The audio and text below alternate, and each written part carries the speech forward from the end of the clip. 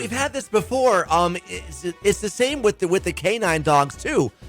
They are actual officers of the law. They are. So they've actually been sworn in. They have their own like badge number and everything else. It's true. So if you punch them or kick them, it's like doing the same to an actual officer. And why would you do it? Because if you look at this, what we're going to talk about, it doesn't sound like there was any pre-mitigating event that set this off. But this happened where, Dave? Florida. In Florida. So maybe it wasn't the heat. It was the humidity. Yeah. So a guy named Justin Riera recently walked up and struck a police horse, punched him right in the face. Yeah. It sparked a wild horseback chase with the officer that was the mounted patrolman that chased him down the busy street. He was later apprehended, now faces offenses, including harming and basically assaulting a police officer, which the horse is, just like the canines.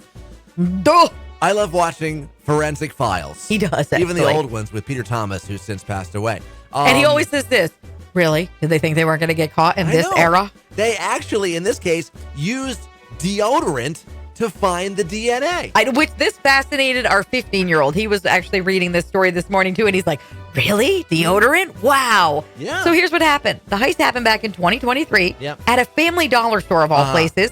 Turns out this guy, Donnell Clark, and another buddy robbed the store at gunpoint. But first they pretended they were going to buy a stick of deodorant. The second suspect was identified through DNA on the deodorant. So not only did they go in there under the guise of buying deodorant, he actually put it on in the store and then left the deodorant behind with his pit juice on it, if you will, which pit juice has DNA. Which is sweat, which is skin, which is hair, all that. It's there. And the geniuses that they were not only got busted because of the DNA, they actually found incriminating photos on their phone from 2023. So not only did they take photos, they kept them on their phone nearly 2 years later. Genius!